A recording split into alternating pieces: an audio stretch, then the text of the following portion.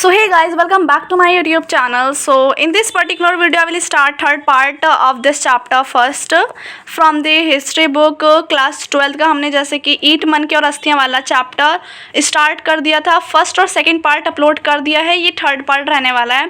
First और second part तक जो भी हमने पढ़ा यहाँ तक हमने कंप्लीट कर लिया था, ये हमारा कंप्लीट हो गया है यहाँ तक सारा, ये इस पेज तक हो गया, पेज नंबर 4 का स्टार्टिंग। अब हमें ये पैराग्राफ नीचे वाला पढ़ना है और आगे का देखेंगे और कोशिश करेंगे ज़्यादा से ज़्यादा कंप्लीट हो जाए जल्द से जल्द चैप्टर। तो अगर किसी ने पहले वाले 2 पार्ट्स नहीं देखे हैं तो रिकमेंड करूँगी मैं कि आप वो दोनों पार्ट्स देखें, थर्ड देखेंगे तो आपको ज़्यादा अच्छे से समझ आ जाएगा चैप्टर। तो चलिए स्टार्ट करते हैं अपना पार्ट थर्ड बिना देरी किए। यहाँ पर दिया हुआ है हमें एक स्रोत दिया हुआ है जिसको हमें पढ़ के समझना है। यहाँ हमने देखे थे धातु के औजार की बात करी थी लास्ट पार्ट में।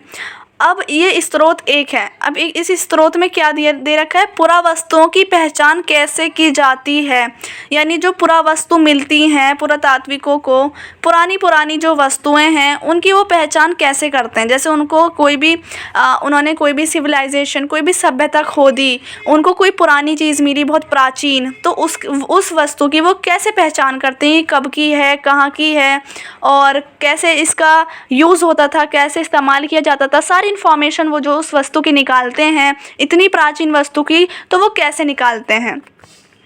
तो यहाँ पर एक स्रोत एक में लिखा हुआ है, भोजन तैयार करने की प्रक्रिया में अनाज पीसने के यंत्र, यानी कि वहाँ पर एक भोजन तैयार यानी जो खाना बनता था उसके प्रोसेस था, खाना बनने की जो भी तरीका था उस प्रक्रिया में अनाज पीसने का यंत्र होता था। सबसे पहले अनाज होगा जब भी तो खाना बनेगा।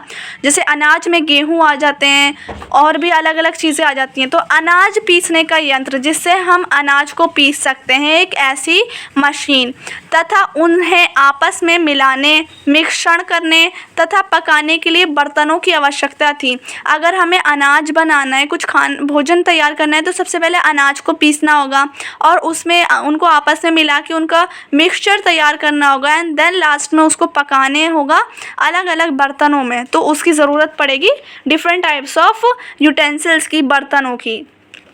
इन सभी को पत्थर में धातु और तथा मिट्टी से बनाया जाता था। इन सभी बर्तनों को किससे बनाते थे, पत्थर से, धातु से, जो भी मेटल्स के औजार होते थे उससे, और मिट्टी का यूज़ करके इन सब चीज़ों को बनाते थे। यहाँ एक महत्वपूर्ण हड़प्पा का स्थल है, मोहनजोदाड़ो में हुए उत्खननों पर सबसे आरंभिक रिपोर्टों में से एक से कुछ उदाहरण दिए जा रहे हैं। यहाँ एक महत्वपूर्ण हड़प्पा का जो स्थल है, सबसे हड़प्पन सिविलाइजेशन जो हड़प्पा सभ्यता है उसका सबसे महत्वपूर्ण स्थल है मोहनजोदाड़ो। जैसे कि हम सभी जानते हैं मोहनजोदड़ो में हुए जो उत्खनन, मोहनजोदड़ो में उत्खनन किया गया, जब उसकी जांच की गई, उत्खनन हुआ, उसमें हमें एक रिपोर्ट मिली, सबसे आरंभिक पुरानी रिपोर्ट स्टार्टिंग की, उसमें एक से कुछ यहाँ पर दिए गए हैं उदाहरण। अवतल चक्कियाँ, जिसका अब ये इम्पॉर्टेंट है, ये याद रखिएगा, इसका नाम है अवतल चक्कियाँ। वो अनाज पीसने की चक्कियाँ होती थी वहाँ पर, जिसको कहते थे अवतल चक्कियाँ। मैं आपको इमेज भी दिखा देती हूँ, यहाँ हमें इमेज दे रखी है, ये आप देख सकते हैं, ये वहाँ की अवतल चक्कियाँ होती थी इस टाइप से। ये एक चक्की है और ये जैसे कि सिलबट्टा टाइप होता है और इसका मेज़रमेंट दे रखी है, और इसके लिए एक ये होता था बट्टा टाइप से, और इस पे अनाज रख के या वो जो भी रखते थे और इस पे पीसते थे, और दोनों की मेज़रमेंट भी दे रखी हैं।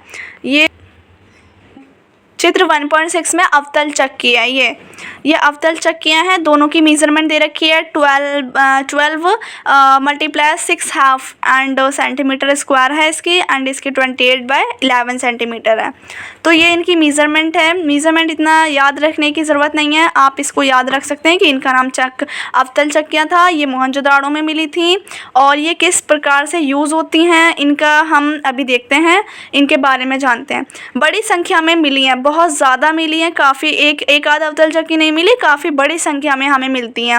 और ऐसा प्रतीत होता है कि अनाज पीसने के लिए प्रयुक्त ये एकमात्र साधन थी, यानी सिर्फ अनाज पीसने के लिए जो एक साधन जो हमारे पास है वो सिर्फ ये अवतल चक्कियाँ थी। इसके अलावा कोई और टेक्निक या कोई और चीज़ ऐसी नहीं थी जिससे अनाज पीसे जा सकें। तो ये हम पता लगाते हैं आर्कियोलॉजिस्ट कि अवतल चक्कियाँ जो हैं अनाज पीसने के लिए एक ऐसा एकमात्र साधन थी। साधारणतः ये चक्कियाँ स्थूलतः कठोर कंकीरे अग्निज अथवा बलुआ पत्थर से निर्मित थी।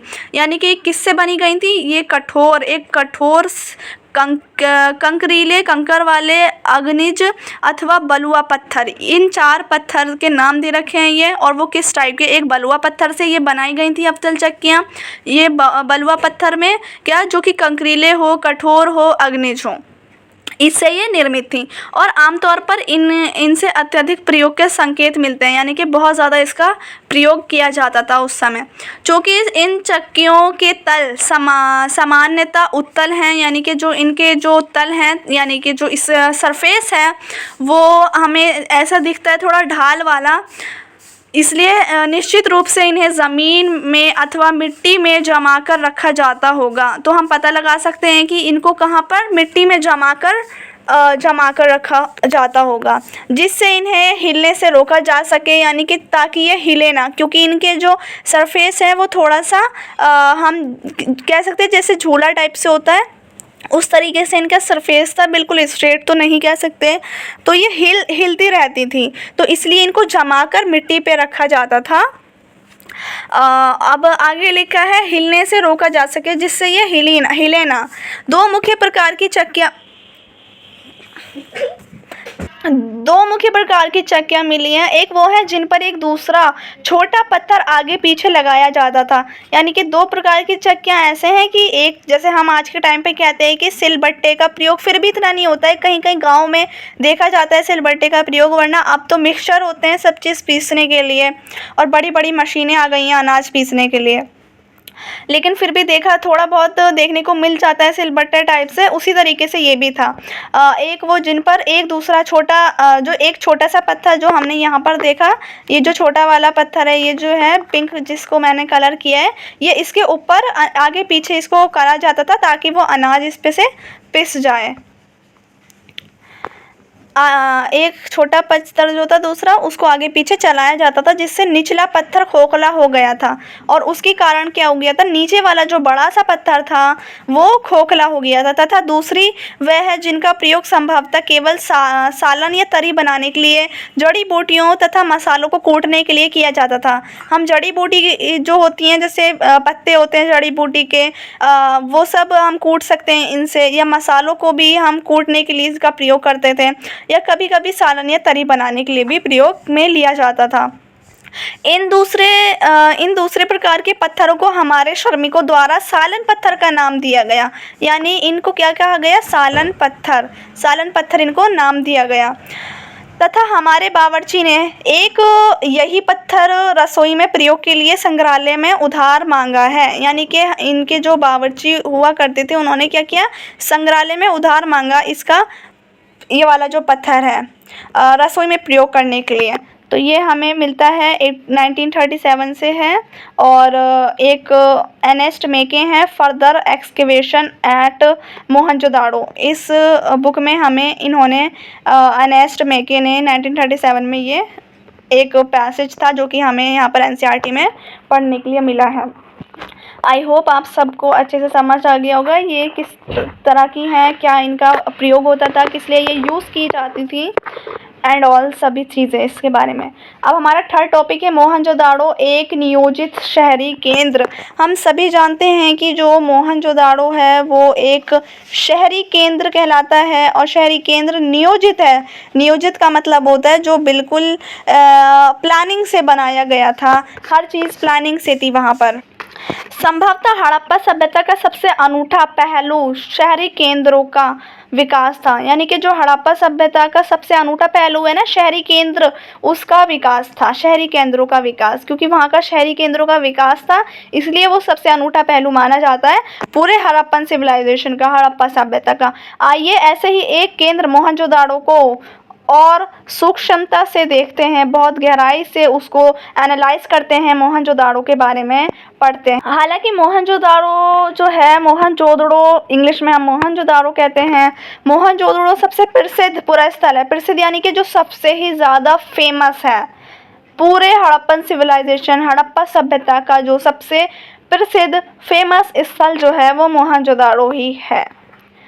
सबसे पहला खोजा गया हड़प्पा था। सबसे पहले जो खोजा गया था वो तो हड़प्पा ही था, क्योंकि हड़प्पा का जो नामकरण पड़ा है, एक क्वेश्चन आ जाता है कि हड़प्पा सभ्यता को हड़प्पा क्यों कहा जाता है, तो इसलिए कहा जाता है क्योंकि सबसे पहला खोजा गया जो स्थल था वो हड़प्पा था, तो इसलिए ही उसका नाम हड़प्पा सभ्यता पड़ गया। लेकिन अगर बात की जाएगी सबसे फेमस या प्रसिद्ध कौन सा था, तो हम मोहनजोदाड़ो का नाम लेंगे।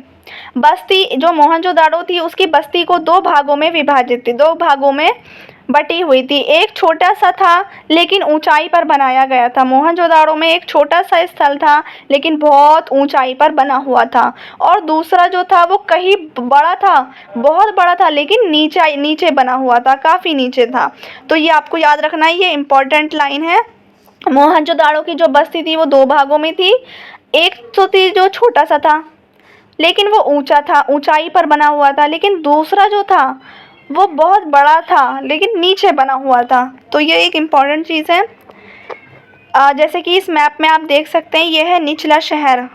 निचला शहर जो था वो नीचे की तरफ बना गया था लेकिन बहुत बड़ा था, और दूसरा जो है ये दुर्ग जो है वो छोटा सा था लेकिन ऊंचाई पर बना गया था। ये इसका मैप है, सारी चीज़ें इन्फॉर्मेशन इसमें दे रखी हैं। अब यहाँ पर पढ़ते हैं इसमें क्या लिखा है। उसने इन्हें क्रमशः दुर्ग और निचला शहर का नाम दिया, दुर्ग का और निचला शहर का नाम दिया इन दोनों को। दो हमने अभी बात करी कि जो मोहनजोदड़ो था उसको दो भागों में बांटा गया। पहला क्या था, दुर्ग जो छोटा सा था, और निचला शहर जो था वो नीचे की तरफ था। दुर्ग जो है वो ऊंचाई की तरफ था, दुर्ग छोटा था लेकिन ऊंचा था। निचला शहर था तो नीचे, लेकिन था बहुत ज़्यादा वाइड एरिया में, बड़े से एरिया में।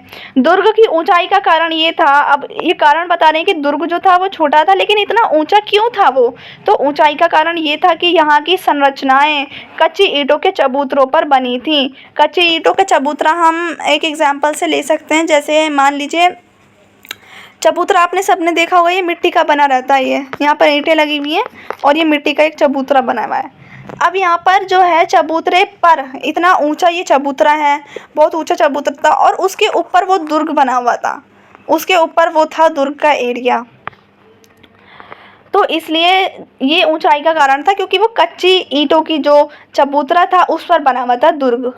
दुर्ग को दीवार से घेरा गया था। अब ये जो दुर्ग है इसको चारों तरफ से दीवार से घेरा हुआ था, चारों तरफ दुर्ग की दीवार थी, इधर भी और इधर भी, प्रोटेक्शन बहुत थी।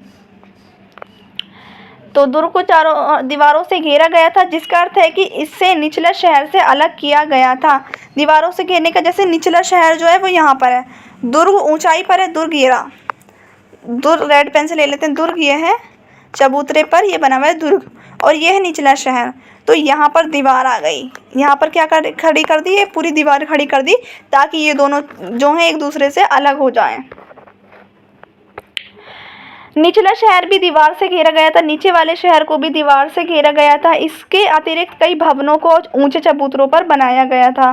बहुत सारे कई भवन हैं, घर हैं, जिनको ऊंचे ऊंचे चबूतरों पर बनाया गया था, जो नींव का कार्य करते थे, यानी कि उसकी नींव रख देते थे पहले ज़मीन चबूतरा बना के, और फिर उस पर ऊंचे ऊंचे भवन बना दिया करते थे।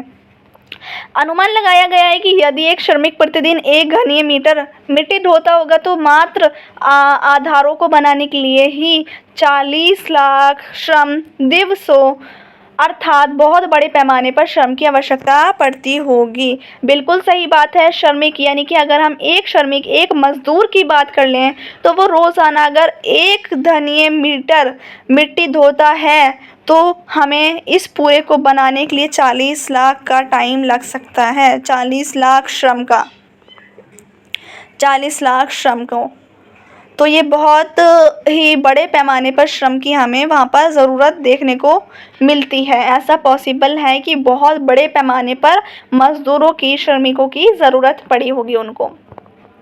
अब कुछ और देखते हैं। देखिए, एक बार चबूतरों के यथा स्थान बनाने के बाद, पहले उन्होंने चबूतरे बना लिए, उसके बाद शहर का सारा भवन निर्माण का जो कार्य है वो चबूतरों पर एक निश्चित क्षेत्र तक सीमित था। चबूतरे बनाए, उसके ऊपर भवन बना दिए, घर बना दिए।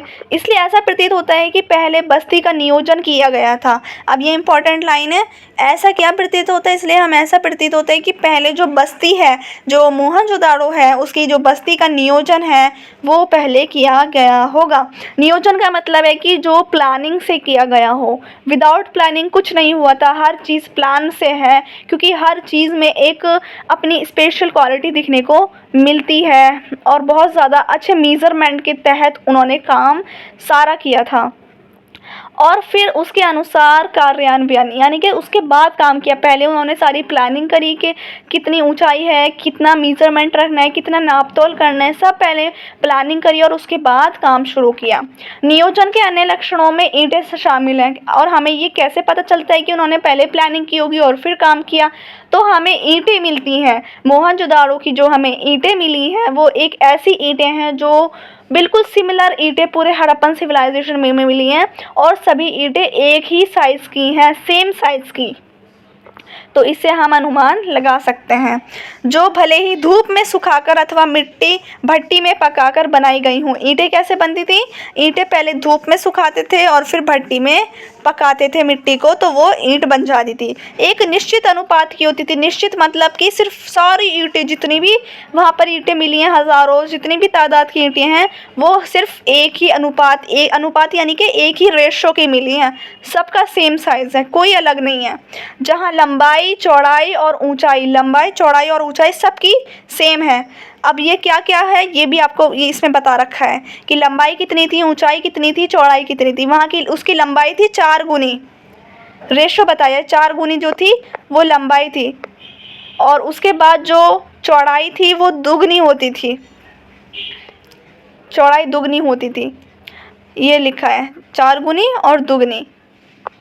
इस प्रकार की ईंटें सभी हड़प्पा बस्तियों में प्रयोग में लाई गई थी। सिर्फ मोहनजोदाड़ो में नहीं, पूरे हड़प्पा की सभ्यता में हमें इस क्रम की ईंटें मिलती हैं। अब हमारा नेक्स्ट जो टॉपिक है वो है 3.1 नालों का निर्माण। नालों का निर्माण, किस तरीके से वहाँ पर नालों का निर्माण किया गया था उसके बारे में पढ़ लेते हैं। हड़प्पा शहरों की सबसे अनूठी विशेषताओं में से एक ध्यानपूर्वक नियोजित जल निकास प्रणाली थी। यानी कि अगर हड़प्पा से सभ्यता की बात करें तो उसके जो शहर थे उसकी सबसे अनूठी एक और विशेषता थी, जो ये थी कि प्लानिंग के साथ जल निकास प्रणाली। जो पानी का जैसे जो नालियाँ बनी हुई थी ना, उनमें से नालियों में से जो पानी जाता था वो इतनी अच्छी तरीके से बनाया हुआ था, सारे प्लानिंग के साथ नियोजित जल निकास प्रणाली थी वो वहाँ की। यदि आप निचले शहर के नक्शे को देखें, अगर हम निचले वाले शहर के नक्शे को देखें तो आप ये जान पाएंगे कि सड़कों तथा गलियों को लगभग एक ग्रिड पद्धति से में बनाया गया था। अब ये इम्पॉर्टेंट लाइन है, ये सबसे इम्पॉर्टेंट है, ग्रिड पद्धति। ग्रिड पद्धति यानी कि जो ग्रिड एक ग्रिड पैटर्न था, जिसको हम इंग्लिश में ग्रिड पैटर्न कह सकते हैं, ग्रिड पद्धति कह सकते हैं हिंदी में। तो सड़कों और गलियों को कैसे बनाया था? ग्रिड पद्धति। अब ये ग्रिड पद्धति क्या है इसको आगे जानते हैं। और ये एक दूसरों को समकोण पर काटती थी। समकोण में यानी कि 90 डिग्री पर काटती थी, इस तरीके से। जैसे ये गली जा रही है, अब ऐसे भी गली जा रही है इधर से और ऐसे भी गली जा रही है, यानी कि ऐसे गली जा रही है, ऐसे समकोण पर 90 डिग्री पर काटती थी। लास्ट में उनका एक एंगल बनता था 90 डिग्री वाला। अगर कोई गली ऐसी है 4 तो वो क्या बनाएंगी? 90 डिग्री का एंगल समकोण पर काटती थी। इसको कहते हैं ग्रिड पैटर्न या ग्रिड पद्धति। समकोण पर काटती थी। ऐसा प्रतीत होता है कि पहले नालियों के साथ गलियों को बनाया गया था और कोने कोने में सब जगह ये नालियाँ बनी हुई थी। यहाँ पर कोने में यहाँ पर एक नालियाँ बनी हुई थी गलियों के कोने कोने में, और ऐसे करके सब जगह हमें नालियाँ देखने को मिलती हैं। और ऐसा लगता है, प्रतीत ऐसा होता है कि पहले नालियों को बनाया और उसी के साथ साथ गलियों को बनाया गया। दोनों को एक साथ प्लानिंग के अनुसार बनाया गया और फिर उनके अगल बगल आवास कहते हैं घरों को, भवनों को, उनका निर्माण किया गया। और फिर उनके आसपास नालियों को बनाया, गलियों को बनाया और फिर उसके आसपास जो घर हैं, आवास हैं, उनका निर्माण किया गया। यदि घरों का जो गंदा पानी है, घरों के गंदे पानी को गलियों की नालियों से जोड़ना था, यानी जो घरों में कोई मान लीजिए कोई घरों में किसी के नहाता है या किसी के घर से गंदा पानी आता है किसी भी चीज़ का, तो वो डायरेक्ट घर में ना भरे, वो डायरेक्ट नालियों में चला जाए। इस प्रकार से प्लानिंग करी थी हर घर की, इसी तरीके से वहाँ प्लानिंग देखने को मिलती है। इसलिए सबसे ज़्यादा इम्पॉर्टेंट सिविलाइजेशन है ये। घरों के गंदे पानी को गलियों की नालियों से जोड़ना था, तो प्रत्येक घर में प्रत्येक यानी कि हर एक घर की कम से कम एक दीवार का गली से सटा होना आवश्यक था। अगर किसी भी घर को या हर एक घर को नालियों के साथ जोड़ना है ताकि घरों का जो गंदा पानी है वो नालियों में मिल सके, तो हमें क्या चाहिए, हमें ये इम्पोर्टेंट है कि जो हर घर की एक दीवार है उसको नालियों के साथ जोड़ना ज़रूरी है। फिर तो वो इसी तरीके से बना हुआ था। यहाँ पर इमेज में आप देख सकते हैं 1.8 चित्र है। यहाँ हमें 1.8 चित्र में दे रखा है मोहनजोदाड़ो की एक नाली और इसके विशाल प्रवेश द्वार को देखिए। मोहनजोदाड़ो की एक ये नाली है और ये नाली में क्या है, प्रवेश द्वार है, यानी कि एक दरवाज़ा है। इस प्रकार से ये नालियाँ होती थी। अब ये जो ब्लू में दे रखा है हड़प्पा की दुर्दशा, इसको भी पढ़ लेते हैं। हड़प्पा सभ्यता की जो दुर्दशा है उसके लिए एक यहाँ पैराग्राफ दे रखा है, इसको पढ़ लेते हैं। हड़प्पा की दुर्दशा क्या थी। हालांकि हड़प्पा सभ्यता जो है वो सबसे पहले खोजा गया स्थल था। हड़प्पा सभ्यता का जो हड़प्पा स्थल था वो सबसे पहले खोजा गया स्थल था। हम सभी को पता है, हम सभी जानते हैं, इसलिए उसका नाम हड़प्पा पड़ा। इसे ईंट चुराने वालों ने बुरी तरह से नष्ट कर दिया था। हड़प्पा सबसे पहला खोजा गया स्थल था। इसे ईंट चुराने वालों ने बुरी तरह से नष्ट कर दिया था। किसने नष्ट किया था हड़प्पा को? ईंट चुराने वालों ने। जिसने ये हड़प्पा की ईंटें चुराई थी उन्होंने इसको बहुत बुरी तरीके से ख़त्म और नष्ट कर दिया था।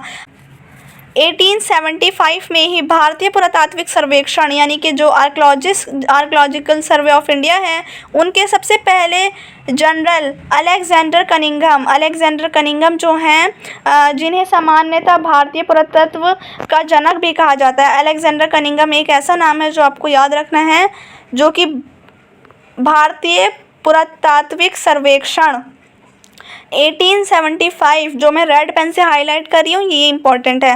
1875 में भारत के सबसे पहले पुरातात्विक सर्वेक्षण जो थे वो थे भारतीय पुरातात्विक सर्वेक्षण की फुल फॉर्म है आर्कियोलॉजिकल सर्वे ऑफ इंडिया। उसके सबसे पहले जो डायरेक्टर जनरल थे वो थे अलेक्जेंडर कनिंघम, जिन्हें सामान्यतः भारतीय पुरातत्व का जनक भी कहा जाता है क्योंकि वो सबसे पहले आर्कियोलॉजिस्ट थे। उन्होंने लिखा था कि प्राचीन स्थल से ले जाई गई ईंटों की मात्रा लगभग 100 मील लंबी लाहौर तथा मुल्तान के बीच की रेल पटरी के लिए ईंट बिछाने के लिए पर्याप्त थी। यानी इन्होंने क्या बताया है हमें? इन्होंने बताया है लगभग 100 मील लंबी लाहौर से लेके मुल्तान तक। ये मुल्तान, लाहौर, ये सब कहाँ है? ये पाकिस्तान में है आज के समय में। वहाँ की जो लाहौर से मुल्तान की जो रेल पटरी थी उसमें ईंटों की ज़रूरत थी और वहाँ ईंटें बिछाने के लिए पर्याप्त थी। कितनी? 100 मील। इस प्रकार इस स्थल की कई प्राचीन संरचनाएं जो हैं वो नष्ट कर दी गई। बहुत पुरानी संरचनाएं थी। संरचनाएं मीन्स जो स्ट्रक्चर्स थे वो सब ख़त्म, नष्ट कर दिए। इसके विपरीत मोहनजोदारो कहीं बेहतर संरक्षित था। यानी अगर इसके अपोजिट बात करें तो मोहनजोदारो था वो हड़प्पा से कहीं ज़्यादा बेहतर संरक्षित था। तो हमने इसमें भी काफ़ी इन्फॉर्मेशन ली इस वाले पैराग्राफ में ईंटों के बारे में और हड़प्पा के बारे में। आई होप आपको समझ आ गया होगा। अब ये जो दुर्ग है इसको हम नेक्स्ट पार्ट में अपना स्टार्ट करेंगे। आई होप आपको वीडियो अच्छी लगी हो और समझ आया हो जितना पढ़ाया है। और मैं चाहती हूँ लाइन बाय लाइन एक्सप्लेन करूँ चैप्टर को ताकि आपका CUET भी काफ़ी अच्छे से हो जाए एग्ज़ाम, और आप एग्ज़ाम में भी काफ़ी अच्छा आंसर लिख सकें। आप अपने नोट्स भी बना सकते हैं। अपने नोट्स बनाने से अलग ही रहता है। और अगर वीडियो अच्छी लगी तो आप अपने फ्रेंड्स तक भी शेयर कर दें ताकि उनको भी अच्छी वीडियो का कंटेंट मिल सके। So thanks for watching the video and take care. Bye bye.